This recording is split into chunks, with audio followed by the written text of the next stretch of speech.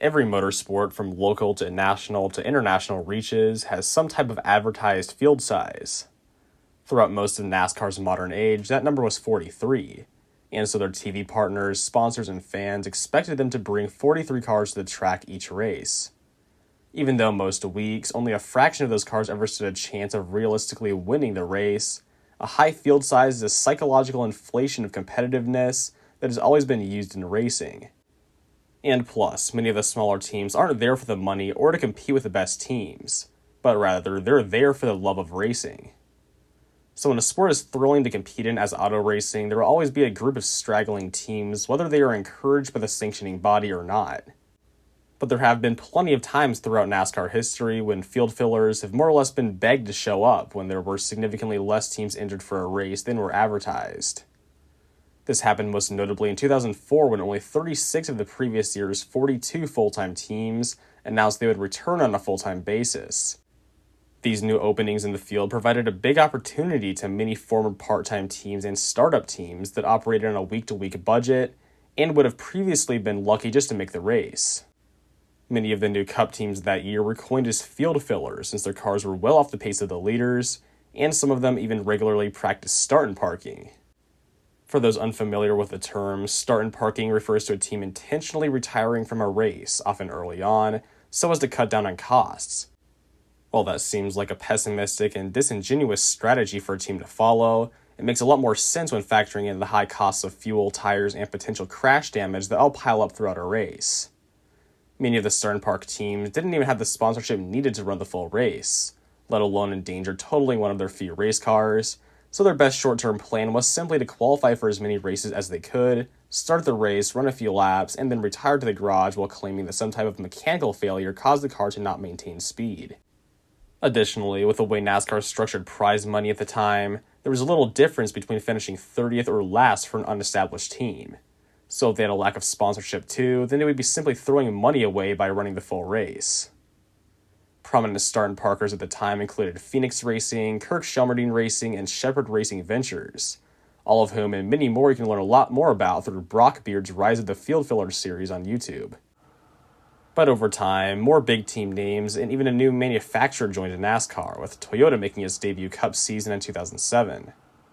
By 2007, the competition gradient had naturally increased back to around its pre-2004 state, and so many of the start-and park teams and underfunded field filler teams in general began failing to qualify for more and more races, until many of them were forced to move down to the Busch Series or even close up shop entirely. In 2007 and 2008, the Cup Series was made up almost entirely of fully sponsored teams, similar to how it is today. And throughout both of these years, there's not a single start-and park. But due to the ramifications of the worldwide economic crisis, several of these previously well-funded teams were abandoned by their sponsors and were forced to either merge with other teams or shut down entirely.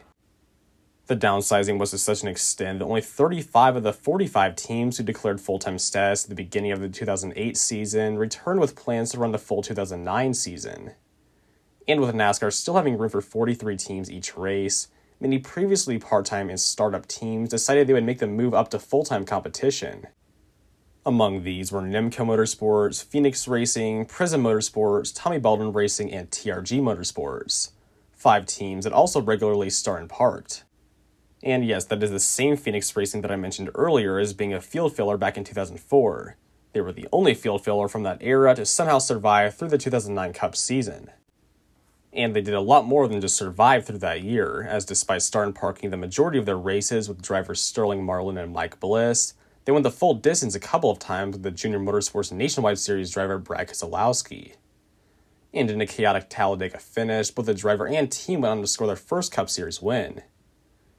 Though in Keselowski's stars, they were fielding relatively up-to-date Hendrick Chevrolets, that win remains to this day as one of the biggest upsets in NASCAR history, between both the driver's inexperience and the team's prior lack of success. Keselowski went on to make 4 more starts with Phoenix Racing that year, and he showed that his win wasn't a fluke as he recorded 2 more top 10 finishes with a P6 in New Hampshire and a P8 in the Fall Talladega race. But Phoenix wasn't the only of the 5 full-time start and park teams that year to perform well. While none of the others achieved nearly as much as they did, Prism Motorsports, for instance, had a memorable run of their own in the Food City 500. There with driver Dave Blaney, the team qualified a shocking 8th place, and even more impressively, Blaney held his ground inside the top 10 until the first caution on lap 27. By staying out under that caution, he moved up even further to restart second right behind Jimmy Johnson. But unfortunately, his great day would come crashing down soon thereafter, as going into turn 3 that lap, the lap-down car of John Andretti, who brought out the first caution, got up into Blaney and spun him around. While he stayed out of the wall and everyone else avoided him, Blaney took his car straight to the garage with apparent steering problems. As with the very little sponsorship, it was likely the team couldn't afford to complete the race regardless of how well they were running. Then with the Cup Series returned to Bristol in the fall, Blaney somehow qualified even better with a blistering 4th place lap. But this time out, it was apparent the car had less race speed, and while getting passed for 7th place on just lap 3, he got pinched into the wall at the top of 3 wide. Suffering a good amount of damage from the incident, but nothing irreparable, Blaney slowed down on the outside and let the field go by before peeling off to the garage on lap 8 and retiring from the race. While he qualified 43rd and dead last that day, Joe Nemechek, the owner and driver of Nimco Motorsports, also had some great qualifying runs over the course of the season that included 2 top 10 starting spots of his own. Those came with a P8 in the spring Atlanta race and a P7 at Kansas, which even for the driver known as Front Row Joe for his many pole awards in the late 90s and early 2000s, came as a surprise due to how underfunded his own team was. But in both of those races, Nemechek went behind the wall early with either planned start parks or actual mechanical failures. He did, however, put together one good finish that year out of the 3 races he ran to completion, that being the same Aaron's 499 that Keselowski won, where he came home in 14th place. The TRG Motorsports number 71 team also scored a 14th place finish, coming after a very impressive drive by David Gilliland in the spring Las Vegas race. There, in just the team's 3rd Cup Series start, Gilliland was mired in the back of the pack early on, but caught 2 free passes and had enough late race speed to hang on to the lead lap and give the team a good sense of confidence going into the rest of the season. At the time, TRG was not a start-and-park team, but after sponsorship troubles, subpar finishes, and an early crash in the Aaron's 499, they began start-and-parking many of their races going forward. Towards the end of this season, the year 2000 Cup champion Bobby Labonte took over as the primary driver, and after a promising 8th place qualifying run in New Hampshire, he would go on to give TRG their first top 10 finish at Talladega with a P10. Mike Bliss was also hired to drive the 71 car for a couple races late in the year, and at Charlotte, he gave the team their best qualifying effort yet with a P7, and with full sponsorship from TaxSlayer.com, went on to finish the race just 1 lap down in a solid 24th position. While running the full Nationwide Series schedule for Phoenix Racing that year, and even getting the win for them at Charlotte back in the spring, Bliss also made multiple starts in the number 09 Cup car, where he qualified back-to-back races inside the top 10. However, at Richmond, where he started in 6th, he would make it to the finish 32 laps down due to mechanical problems, and in the Coke 600, where he started in 7th, he would be the race's lone DNF after a planned start-and-park. The only of the 5 full-time start-and-park teams that didn't show any speed was the Tommy Baldwin Racing number 36, which between 6 part-time drivers only managed a best finish of 18th by Robert Richardson Jr. in the fall Talladega race, and a best starting spot of 17th by Scott Riggs in the Daytona 500. In fact, the biggest moment all year for the team was making the Daytona 500, thanks to Riggs finishing a very impressive 8th place in his dual race.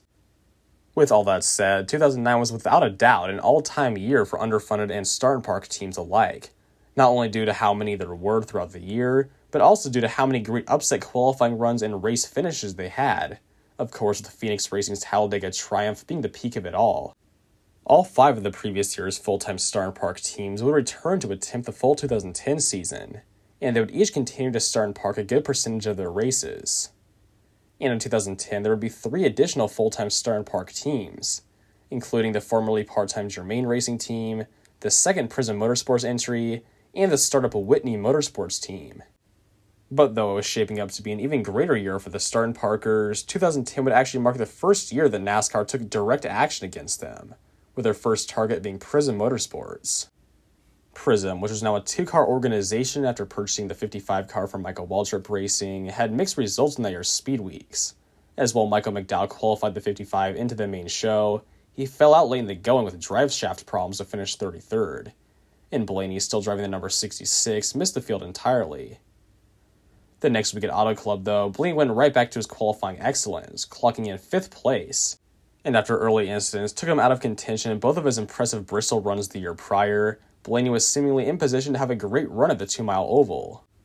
However, before the start of the race, he voluntarily dropped to the back of the pack as his team didn't have the funding to make it to the finish and realized there was no need to race for position. This move was rather expected, but what no one expected was that they would lead laps that day, under the green flag. Yeah, the Prism team had no intentions of pitting either of their cars, so while the entire field came down for their scheduled green flag pit stops at around lap 38, Blaney stayed on track and cycled into the lead at lap 40. He continued to lead until lap 43 when the previous leader of Jimmy Johnson finally caught him and soared past on the outside, at which time Blaney came down pit road and turned into the garage. It was apparent engine failures which took both Blaney and the 55 of McDowell out of contention not more than 3 laps apart from each other, but this go around NASCAR wasn't having it. Start and parking had been a gray area within the sport up to that point, with NASCAR deciding it was best to turn a blind eye and let it all play out naturally. Throughout all the sport's history, start and park teams had come and gone quickly, sometimes even raising enough money to become competitive. And besides, unlike some of the old-time field fillers, the parkers were out of sight and didn't get in the way of anyone or anything. Or that was until Prism Motorsports came around. Formerly known as MSRP Motorsports, the team gained notoriety in the Nationwide Series for fielding 2 full-time entries in 2008 and blatantly starting parking in every race they qualified for. This, coupled with the Cup Series Bristol incidents from 2009, led to harsh criticism from fans, with many accusing them of only being around for a quick cash grab and never intending to improve their on-track performance. And now, after a third incident of the team's start and parking right after running with the leaders and receiving mention from the broadcast, NASCAR decided to give them a stern warning. After the race, the number 66 was supposedly randomly selected along with a few other cars for an impounding. And while the others passed without problems, the 66 was completely disassembled for further evaluation. The officials returned the car to Prism just in time for the next race at Las Vegas, where, likely in fear of penalties for lying about their engine problems, the team had Blaney run the full race despite having no sponsors. He wound up a respectable 29th place, only 3 laps down, but once the team had learned that their start and park from Auto Club went unpenalized, they went on to start and park their number 66 in every remaining race that season. But while Blaney was unable to finish any more races for them, he still had one last great showing behind the wheel of the Prism Motorsports 66, which came just the next week at Bristol, where he qualified a new team record of 3rd place. For any driver to score 3 consecutive top 10 and 2 consecutive top 5 starting spots at the track is an impressive feat, but for the driver of an unsponsored start and park car to go out and do it was, and still is, completely unprecedented. But just like at Auto Club, the 66 team elected to drop to the rear before the start of the race, as they did not want to get in the way of the teams running the full race. Then on lap 41, they would receive their opportunity to pull out of the race when Blaney had a tire go down and got into the outside wall. The damage was clearly repairable, but not wanting to put on new tires, they retired under the caution, joining Joe Nemechek as the second car out of the race. Speaking of Nemechek, the driver of the 87 also had his fair share of impressive qualifying runs in 2010, including a P7 in the first New Hampshire race and a P4 in the fall Talladega race. That Talladega race, in which he came home 27th, was the only one he finished all season long, as after crashing out early in the Daytona 500, Nemechek parked his car in every other race that year. But his 4th place qualifying effort at Talladega wasn't the only impressive one out of the Nemco stable, as the team's second number 97 car, driven by Jeff Fuller, went 13th on the boards. For Fuller, the 1992 Whelen Modified Tour champion, it was his first points-paying Cup start since 2005, and at 53 years old, it was a pretty good effort to say the least. But nevertheless, after 2 laps, he would go behind the wall as he planned to start and park. Mike Bliss was another driver who had success at Talladega, but his came in the spring race. They were driving for Phoenix Racing in the race they pulled off their miracle win in the year before. Bliss did not disappoint with a solid 10th place finish. For the Phoenix team, it was a bit of a down year after losing Brad Keselowski and their primary sponsor of Mikasuki, but on top of their top 10 at Talladega, they picked up a P12 with road course ringer Jan Magnussen at Sonoma, and a pair of top 20s later on with Bobby Labonte. Labonte and Mike Bliss also both drove for TRG Motorsports that season, where Labonte's TaxSlayer.com sponsorship allowed the team to finish all of the first 10 races, and Bliss would score yet another top 10, this time with a P9 in the Coke 0400. Overall, 2010 was a major improvement for the TRG team, as they only failed to finish 13 races and had become a consistent top 30 to top 25 team when they went the full distance. Meanwhile, a team whose results stayed rather stagnant between 2009 and 2010 was Tommy Baldwin Racing, and it's pretty telling that their most memorable moment from this season was a collaboration with Kim Kardashian in the spring Las Vegas race. There, with sponsorship from her Sephora perfume, driver Mike Bliss was even able to get his small team some TV exposure, but unfortunately that was due to him crashing out on lap 46 when a cut tire shot him into the outside wall. After some time in the garage, Bliss was able to complete about 100 more laps before eventually returning to the garage to be credited with a 39th place finish. Despite that, many of the team's best finishes that year were with Mike Bliss, as just the week prior he gave the team their best non-super speedway finish of 22nd, and following Vegas, he went on to score 2 more top 25s out of his next 3 attempts. But by far the team's best run of 2010 came in the Coke 0400, where in a one-off start, Steve Park avoided all of the day's carnage and wound up finishing in 13th. The race was Park's first Cup start since the end of his full-time career all the way back in 2003, so to say he did well is an understatement. But before moving on into 2011 and leaving out for part 1 of 2 of this project, there's one more team that I have not yet mentioned and would like to talk about. That is, the team owned by one of the most problematic and lawsuit-prone drivers in NASCAR history, Robbie Gordon. While Gordon had run full-time as an owner-driver since 2005 and maintained solid sponsorship deals all the while, 2010 marked the first season where he would drop down to a part-time driving role, and even begin start parking his flagship number 7 car. His first appearance start park came in that year's Brickyard 400, when after 68 laps he went behind the wall due to a supposed vibration problem. Between a hard crash the week prior at Chicagoland and running mostly dry and outside sponsorship, it was the only thing he could do to keep the team alive and running the full schedule. After already giving over 2 races to drivers Ted Musgrave and Bobby Labonte, Gordon also hired P.J. Jones and the Extend-sponsored rookie Kevin Conway to park the number 7 machine in the next few races. But the interesting thing was that while the team recorded 7 consecutive DNFs at one point, and 11 total between the Brickyard and the end of the season, very few of them were traditional start parks. For instance, the car suffered legitimate engine failures 3 times, and each time pretty far into the race. On top of that, they suffered 2 rather embarrassing DNFs, with P.J. Jones being parked for being too slow at Pocono, and Kevin Conway running out of fuel the final lap at Homestead. And even looking back at their other DNFs within that time frame, the fewest laps that the number 7 team completed in a race was 63 from P.J. Jones' unfortunate outing at Pocono. So it appeared that the team was still running as long as they possibly could in each race, likely in an attempt to stay in the top 35 of owners' points. At the time, a top 35 position in owners' points guaranteed that a car would make the next race. And somehow, the Robbie Gordon team held on to it throughout the rest of the season and ended up a solid 32nd after a very close battle with the 3 Front Row Motorsports entries and the TRG Motorsports number 71. That result can mainly be attributed to Robbie's incredible runner-up finish at Sonoma, which is worthy of a video of its own, and 4 other top 20 finishes over the year. But even though he came up with enough funding to at least attempt to finish the final 8 races that season, and was guaranteed to spawn the first 5 races of 2011 thanks to his finish in owners' points, Robbie Gordon's team would soon face even worse problems. But that's where I'm going to end it for part 1. I hope you all enjoyed the first part of this project, covering the origin and re-rise of start parking in 2009 and 2010. For the second and final part, I'll be covering the 2011 season all the way through the end of start parking in the NASCAR Cup Series. Normally I'm not a fan of breaking up videos into parts like this, but in this case I'm already looking at or around 20 minutes worth of content, and I feel like I'm only halfway done. And I'm going on around over 2 weeks at this point of not uploading, so much rather get this part out now than have you all wait 2 more weeks for a 40-minute or longer, really massive video.